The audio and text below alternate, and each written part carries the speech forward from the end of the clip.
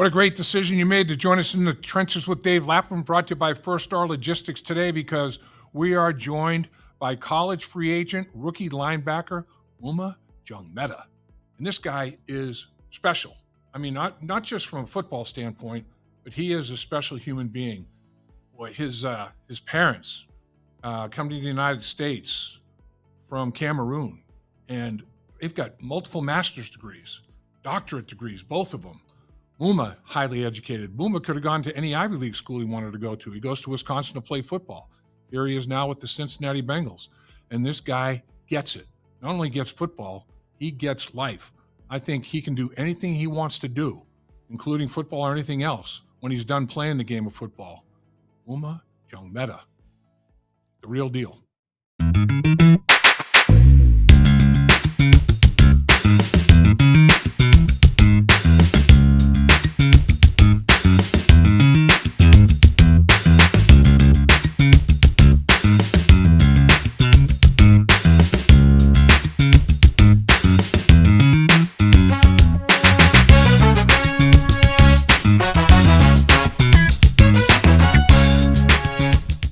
Thanks for taking the time to join us in the trenches with Dave Lapham, brought to you by First Star Logistics. As always, coming to you from our outstanding studios here at First Star Logistics.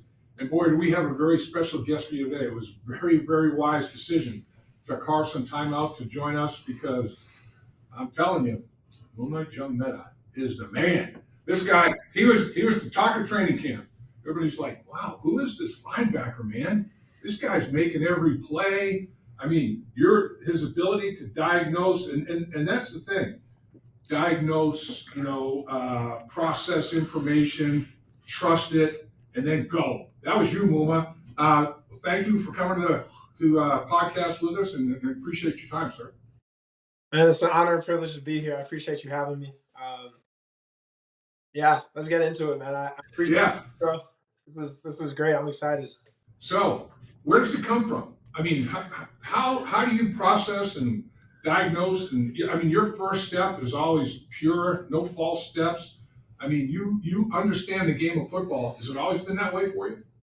No, I wouldn't say so. I mean, I think I've always been a fast processor just in what I've done in my life. Just I think that was always a given, but I actually there had been times when in coming up, like the knock on me was just almost an overthinker. Like, so when I was young, like it was almost too much thinking, Hmm. and so I think kind of like as I matured, I realized like, okay, I'm someone who's going to think a lot naturally, so I need to get my thinking out the way in preparation. So I need to be super detailed in my preparation so that when I see it on game day, I've already thought through it, so I don't have to. So I could turn what was at once a weakness, like a knock on me, I could turn that into a strength by just investing on the front end a ton. And it was really cool to watch it pay off in the preseason, and I'm just excited to take that next step in the season, because the rhythm's different in the season. So to be able to do that in the season and really help the team win games consistently, I'm excited for that. So you're another great example of the no shortcuts, man. Preparation. I mean, you have to have a process. You have to have a way to prepare, and you definitely have a way to prepare. And boy, you know what you need to get ready and to be able to perform at your highest level. And you've done it. And your preparation is second to none. It really is.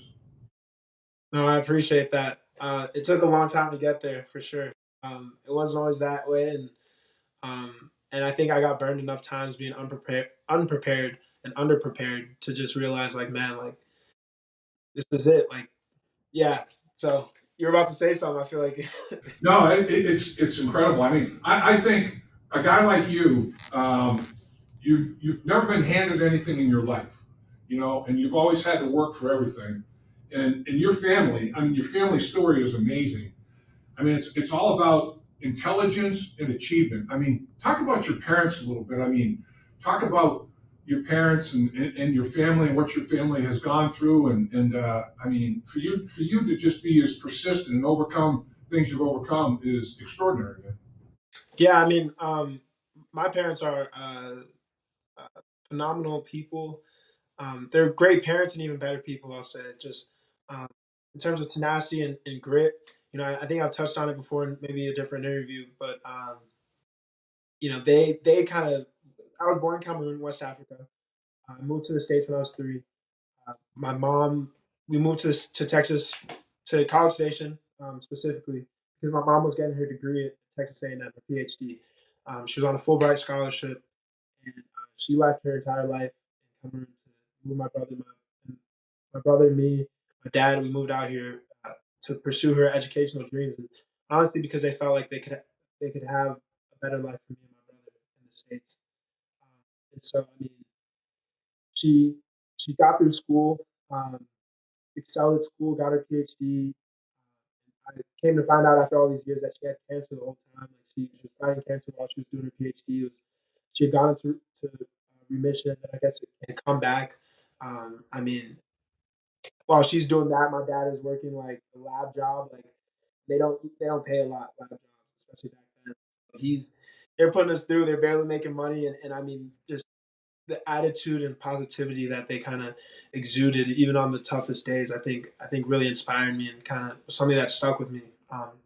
I get a lot from people like, "Oh, you have such a positive attitude. You have such a positive attitude." It's like, man, you haven't met my parents. Like they have a positive attitude. They have just a way of like because at the end of the day, even my worst days in football. At the end of the day, like I'm blessed to play this game. It's an honor to have this platform. It's a blessing to put that uniform every day, day in, day out. Like they've gone through some real stuff, and they've really shown how to persevere through that. Like, how can I not persevere through the trials and tribulations of this sport? Yeah, I'm telling you, it's a heck of a story, heck of an upbringing. And I know you were accepted to Ivy League schools. We have similar stories coming out of high school. We both were accepted to Ivy League schools, and my mother was big on education, and I got accepted to Harvard. She's like, "You're going to Harvard? That's it. It's over." There's no questions asked here. I still deliver. Yeah, and it's like, you know what? I think I want to try to combine a little higher level of athletics with the academics, and I want to go to a school that can provide a little bit higher level of football. And she's like, she wasn't real happy about it. But you're the same. You got accepted the Ivies, and Yeah. you got accepted to schools like Wisconsin where you went, and I believe Iowa State was another one. Navy, you were an academy guy. I got accepted the academies too. I mean, so obviously you're a leader. You're intelligent. Man, you're the total package. And you go to Wisconsin, which is a heck of a school academically that people don't realize, right? Oh, I mean, Wisconsin's a hidden gem. Wisconsin's the type of school where people work hard and they play very hard, and they take both very seriously. Like without a doubt. So, can I ask where you ended up going? Was it I ended up going to Syracuse, and Syracuse? Okay. I went there because I thought I was going to be a lawyer coming out of high school. I wanted to go to a school that had good pre-law, and they had the Maxwell School of Citizenship, which was outstanding. Northwestern and Syracuse were the two highest rated in that area. And so then I ended up going to Syracuse, and then my sophomore year changed majors to communications. So I got a communications major and took my law stuff to political science and got a minor in that. So it worked out, and ended up using the communications. Newhouse School of Communications is outstanding as well. So I mean, it worked out, and then ended up playing 10 years of football with the Bengals and 12 years altogether of professional football, and so it all worked out. And what did you major in at Wisconsin? Yeah, so I majored in finance, and then Yeah. finance and investment banking is the full title, and then I started my master's, and I have one more semester of my master's, also in finance. Okay, so how many degrees does your family have? I mean, you guys are unbelievably educated. I mean, how many degrees? How many masters? How many doctorates? I mean, Yeah, no, so my dad, I don't know, my dad went a little overboard. He has his PhD, he has 3 masters. wow. Yeah, yeah, and then my mom has one PhD, 1 master's, like one of one. My brother has his undergrad, and then I have an undergrad and 3/4 of a master's. So we're gonna plans to finish the masters hopefully next off season, God willing, and get that done. And who knows? Maybe there's a PhD in the future. Who knows? Maybe there's a second master's. Ted Karras has two masters, Yeah, yeah, and he told me that, and I was like, okay, all right, not Ted, bad. Yeah, not bad. take Something. notes. Yeah, I'll tell you, it was amazing to watch on social media. Zach let you know about making the football team, of course, and Lou Anarumo was happy about you making the football team. But Coach Betcher, man, when you guys had that conversation, it was so great to watch. It's like a coach and a player really bonding, and yeah, you made the team, man. It's all your hard work has paid off. I mean, that's unless you've experienced it, I guess it's hard for people to maybe understand. But man, that just hit home to me. All that hard work that you put in, and I mean, 10 rookies were drafted. 10 rookies make the football team, and then two more college free agents. 12 new guys right out of college this year as Cincinnati Bengals. You're part of an extraordinary class, and you are an extraordinary player. There's no doubt. No, I appreciate that. I mean, I'll just speak to Coach Betch. Like, yeah, he coached the heck out of me. He is an amazing coach. He's been all over the National Football League. He's coached almost every position. He's been a DC. Like, he's an unbelievable coach, and he was exactly the coach I needed at this level. Like, someone who has really high demands, but is like a player's coach. He's for the players, and he wants to get the best out of you. And I'm really blessed to be in that room. Great vets as well. And then the rookies, like it was the I think I've kind of touched on it at some point, but just having a group of guys around me who we pushed each other, and some didn't make it, as it goes, but I had some really good guys who came in my class, and I feel like we really pushed each other, like got the best out of each other. And um, it's a marathon, not a sprint. And having guys around you who on your down days could pick you up, and then on their down days you can pick them up and just, hey, keep going, keep going, keep going. Um, and it was, I know it's my victory in a sense that I made the team, but I'm really thankful for all the people around me who put effort and time and energy into making this possible. And so that's not something I take very lightly. It's something I'm very grateful for. Yeah. You were about as good as for a young player, about as good as I've seen in a long time, tapping into the knowledge and experience of the veteran players at your position group. And I always saw you having some sort of dialogue, coming to the football field, off the football field, on the football field with some of the veteran linebackers, and I thought, yeah, this young player gets it, man. I mean, and so I'd ask the player, hey, what kind of questions is Muma asking? Is Muma, oh man, this dude's sharp. He's asking unbelievably good questions. So I mean, hats off to you to tap into every single resource you could possibly tap into. Yeah, and I mean, I think that's a testimony of just like, I think my realization that these guys have been doing it longer than I have. Like, I think at one point, like early in camp, I was asking Sam Hubbard, like he was just talking about his routine. I'd heard him. I was like, oh, like by the way, like, oh, tell me more about this, tell me more about that. And there was another player who was like, look, like he was in the NFL like your senior year of high school. So like he's been doing it longer than you've even been playing college ball, longer than he was doing it when you were in high school. So like, listen to what he says, do what he does. And I really took that to heart. I've kind of taken that to heart with a bunch of the other guys because they've made it in the league. Like my room is really good. Guys who played 5+ years in the league, like those are the kind of guys I want to learn from because they have a lot of the answers. So You know, special teams is going to be a big part of your life, obviously, in terms of your rookie year. Darren Simmons has been the Bengals special teams coach, I think 22 years, going into his 23rd, if I'm not mistaken. And here's another guy. Betch is like that. Darren's like that in terms of, okay, paying attention to every detail. I mean, every single nuance of everything is covered and covered in spades.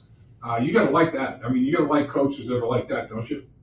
yeah, I mean, you like coaches who they put a lot on the front end because it seems like a lot, but it's one of those things that I had a coach tell me, a mentor tell me like, hey, the work will set you free. The work will set you free. You do all that work. It's detail oriented. It's you cross the T's, you dot the I's, and on game day, it's like the results don't surprise you because you've done so much, you've put in so much, you know, you can kind of be free because you're like, dude, I've done so much, I've put so much into it. Like I'm at peace with what's about to happen because I've prepared so much. So what was that like? Waiting for final 53 man roster to be, or at that day, at that stage anyway, the first of 53 man rosters. And you get the call, and you've made that 53 man roster. What was that like? What went through your mind? I mean, who was the first person you wanted to reach out to? Man, so I texted my agent because I was like, hey, I think we're because I had there was like an article that dropped. There was like a lot of preliminary, just kind of rumors, on Twitter, on this, on that, and so I was like, okay, like I think we're good, but I need I need to hear Coach say because once Coach Right. said, I, I don't want it to be like, oh, I think I'm good, and then I get a call from Coach, hey, like I want to celebrate early. So it was kind of just like I was walking on eggshells a little bit because I had heard some rumblings, but I hadn't really seen anything like no proof in the pudding. But then I finally got that call. I was like, man, like my face was hurting. I was smiling all day. Like yeah, even now, just smile like it's coming back. Like just the wrinkles, of him smiling so much. But um, it was but it was also one of those things where it was like, you know what, like going into that day, I was like, you know what, I feel like I've put so much into it. I've worked so hard. Like whatever happens, happens. God's plan. Because He's taking me this far. So I was super pumped when I got the call because I love the city. I love this organization. I love this team, the culture, and it's where I want to be. So I'm very happy to be here. Here makes me extremely. So when you got out on the practice field, OTAs and everything, you probably got a pretty good feel for this. But I mean, you played at Wisconsin. I mean, that's major college football. That's Power 5 football. That's as good as it gets. But then you get to the next level here in the National Football League, at the highest level of football that you can play, even professionally. It's a different speed. It's a different tempo. I mean, it's like, man, you're out in the interstate and these cars are moving, man. I mean, it's like this is a little bit of a unlimited speed limit. How long did it take you to adjust to that, and how long did it take you to realize, you know what, I can do this, man. I can adjust. I can adjust. I can make my processing quicker. I can make that first step quicker. I can do this. I can play here. Yeah, I mean the speed was. I remember this so distinctly. Like the uh, maybe the second or third day of OTAs, like when we actually started doing like going against each other, like pre-snap stuff, Right. adjustments. I remember there was one day I was like, I didn't get any reps the first couple of days, just being a rookie, and so I remember coming off the field and like I asked a team, I was like, bro, like how long did it take you to adjust to the speed? They were moving out there. He was like, "You think they were moving out there?" Like he was like, "We're jogging. Like, wait till we put pads on." And so that kind of scared the crap out of me.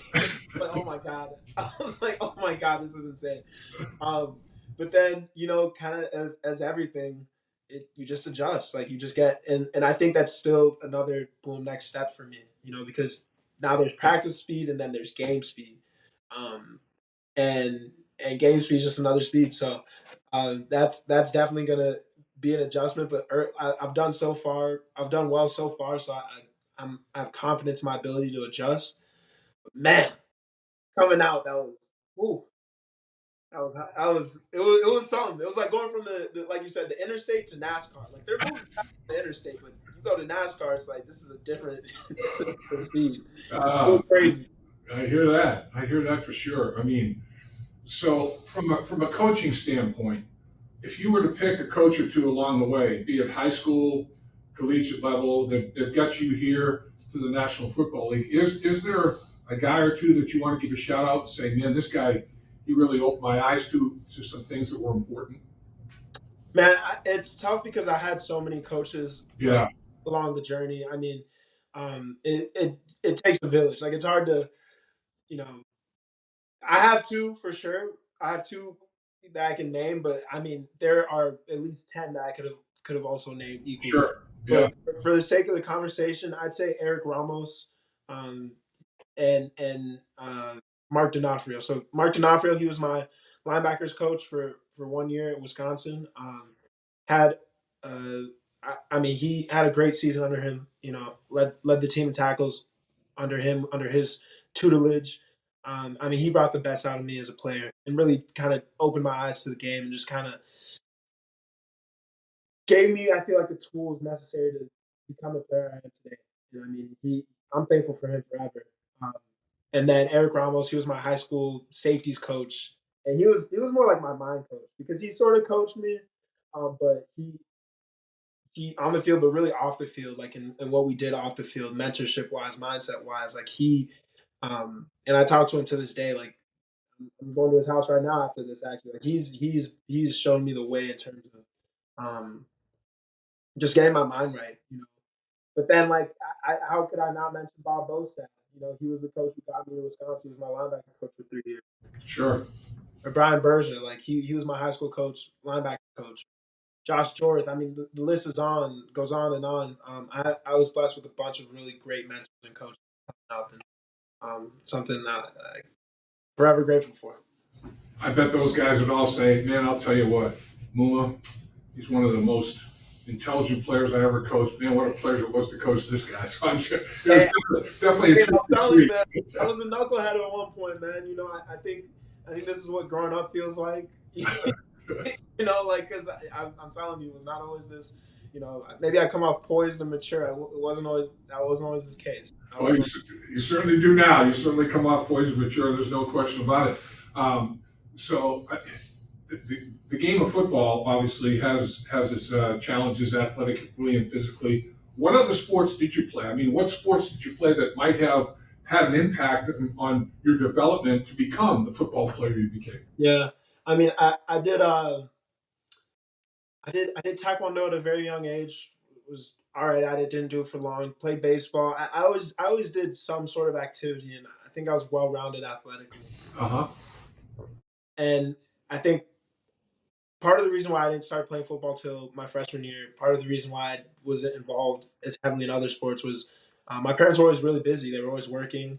Um, you know, they like I said, my dad was doing lab work, and my mom was getting her degree. So by the time they got like real jobs, they were and really like at the very beginning of their careers in America. So I kind of just had to like do kids club and like just kind of play around as a kid. Like I was just always playing sports, but never really organized. I didn't do AAU. I didn't do travel baseball. Um, but I think all of those kind of all the sports that I did were always team sports, and so they kind of made me who I am today as like in terms of a team player. And then I think being able to play all these different sports made me more creative on the field of on the football field because I had all these different experiences I could draw from, and I still draw from when I am playing the game. You know, because at the end of the day, if you're a professional athlete, in my mind, is just an elite mover. You're elite in movement and how you move. Like that's how you play the game. So Right. I mean, I did a bunch of sports. Did discus in high school. Was pretty good at that. Like, kind of did everything, and I think that kind of shows up in my game in different ways now. Yeah, no doubt. I mean, just body awareness is such a big deal. You know, I mean, there's no question. Your coaches. I mean, Lou Anarumo is very creative. He puts together configurations and you know he lines people up based on the strengths that he perceives that he's seen. And I'll tell you what, he does a great job, schematics and game planning and all that sort of thing. And he's got an unbelievable coaching staff. How excited are you to basically absorb all the knowledge you're going to get from these guys? I mean, that's something I'm really looking forward to. Like, you know, we talk about degrees, how degreed my family is. Like, I'm getting my PhD in football right. It is a crash course, and I'm buckled in. Like, it is awesome. And honestly, until I had come to the NFL, I had never met as creative a coach as Lou. You know, I'd say the only other coach that creative was Jimmy Leonard, at Wisconsin, and his defense. Yeah. That was a trip. Like that, he was a creative defensive coordinator.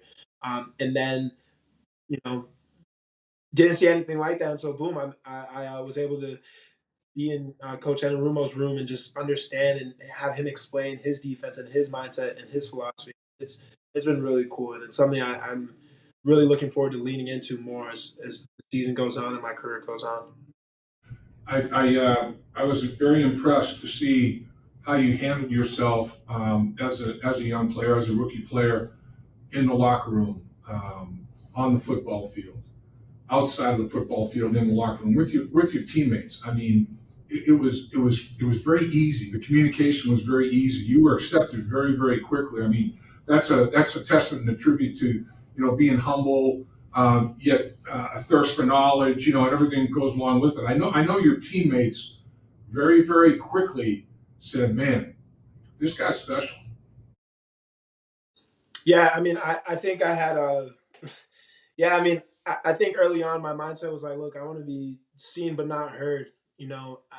I'm in a room of guys who are professionals, and they have a lot of knowledge that if I'm not listening, I'm gonna miss out on it. So I think I came in with that mindset of like I need to soak it in, to absorb it in, and that really hasn't changed. And I think sometimes guys get it wrong because they feel like they come in, maybe they know more, they like their way is the best way, and it's like I just didn't have that, and I don't have that because honestly, these guys have been doing it longer than I have, and I want to learn from them more than anything. And again, it took a while to cultivate that mindset, but it's something I'm very happy I walked into the organization and the facility with, and I want to keep developing.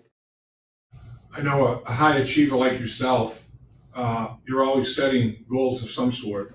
And it might be as simple as, you know what? Tomorrow when I wake up, I want to be better than I was today. And I mean, a lot of guys, that's it. I'm just going to improve, get better every day, and I'm never going to level off. I don't want to plateau. I want to continue to improve. Is that your mindset? Or do you have specific goals? Like here, you've made the 53-man roster. Huge. I mean, huge accomplishment, massive accomplishment. Do you have other goals in mind, or how do you get yourself motivated? Yeah, I always have a big goal, and then I have the get betters that I need to get there. And so um, now that I've made a 53-man roster, I have another goal, and now my attention shifted to that. And ultimately, it comes down to how can I help the team win games, and what do I need to do on a day-to-day basis to make sure I'm improving my game um, in whatever phase, special teams or defense, so that when my number is called, I'm ready. So yeah, my mindset is shifting now towards a bigger goal, and it was a blessing. When you achieve your goals, it's a blessing, and then you can never just get too comfortable. You bask in the glow of your one goal, and suddenly you find out that you're not achieving your other goals because you're still stuck in the past of what you just accomplished. So moving on, and I'm getting ready, getting my mind right for the next thing. So I'm excited. I know you're a guy that understands culture and understands a lot of the intangibles that you have to have for success as a football team. And it seems like this edition of the bank, and it's been that way for a while. I think Zach Taylor has done a heck of a job in terms of building a great culture. Have you felt that? Do you think this football team has not only the tangible in terms of the physical attributes of the players, but the intangibles in terms of culture, all for one, togetherness, play as a team, all that sort of thing? Yeah, I mean, I had a lot of premonitions and kind of beliefs about the NFL, and what the locker room was like when I came in, and guys told me, "Hey, it's a business. You're not, it's going to be this, it's going to be that." I mean, I walked in, and it's definitely still a business, but I mean, the love that the guys have for each other it's real, it's tangible, it's hanging out with each other outside of the facility, like guys who they genuinely enjoy playing with each other. And I mean, the team is very talented. Don't get me wrong, that's important, but they have the other stuff that you know you can have talented teams who, at the end of the day, they're just a bunch of individuals who are talented. But from what I've seen, and again, I'm a rookie; it's my first rodeo, but Right. this is a team who like the whole is greater than the sum of the parts, and that's a good team. And I'm blessed to be on it. Be a part of that, and just trying to find a way to contribute everywhere I can. If I were to ask you, maybe it's back in OTAs or maybe during the course of getting ready for training camp or training camp itself, whatever, if there's one thing that hits you like a a ton of bricks, it was like, wow, man, the NFL is there one thing, or is it a multitude of things, or is there one thing that's like, geez, man, the NFL, it's even more whatever than I thought it was going to be. I mean, there was a point in OTAs, I remember this, like it was early on. I want to say like the first week, maybe second week, we were doing 7-on-7, and I think it was Kendrick Pryor. One of the receivers had an insane catch. And I was like, oh my God, like if he keeps making catches like that, he'll be in the NFL. And then I was like, wait, I am in the NFL. Like it was one of those, Right. you know what I'm saying? Like was lost in the moment. Like I was thinking like I was in college again, like, man, like that's like an NFL catch. I was like, this is the NFL. And it was like, oh. Yeah. So that was that. And then, I mean, just over time, just like the consistency of some guys that I've seen, like I was telling my parents, joking with them, like, yeah, like mom and dad, there's some guys that are so consistent. Like you can tell the time of day by what you see them doing. Like, oh, he's in the cold tub, it must be this time. Oh, he's going to stretch. All right, it must be this time. Like it was like clockwork, day in and day out. So that was also another realization. So yeah, those two were definitely like this is the NFL. And then I'd say the first preseason game, we were just coming out the huddle. We were lining up. It was after a TV timeout or something. And I looked over to 52, Sed Johnson, who also made the team. And I was like, Sed, we're in the NFL right now. Like, it was just like, bro, we're here. Let's make it happen. But yeah, those are a couple of the moments. That's awesome. And man, you're unique. There's no question about that. Now, your parents have to be so proud. I mean, it's going to be just an unbelievable moment for any parent. I remember how thrilled my parents were when I called them and told them I had made the football team, and my dad's the one who started crying. My mother's like, "You did?" But dad started crying, and he couldn't even speak. But it's a testament to the way you were, the way you were raised, the way you were brought up, and I'll tell you, I just think that you're gonna have a major impact in a multitude of ways, not only with the Cincinnati Bengals football team, but in this community. I mean, you're just one of those people. It's like you are a living, breathing example of not just good things can happen to good people, but great things can happen to great people, and I want to congratulate you. Man, Dave, I appreciate that. That's a great compliment. I appreciate it, and yeah, I'm excited for what the future holds. Right now, it's all eyes on New England and getting ready for that. But I am more than pumped to be here in this community, part of this team. Yeah, Houday. Houday for sure. Yes, sir. Appreciate your time. Thanks for carving time for us. You're the best. Hey, appreciate you, Dave. Thank you. Dave Lapham here, and every day I am grateful for my experience to have played professional football. As a player, I realize self-motivation, leadership, and appreciating your teammates are key. At First Star Logistics, you can use those same attributes to create the life you want for you and your family. Build your future by working hard like I did. You'll see results both on and off the field. Call First Star Logistics today and be part of our winning team. Opportunity knocking.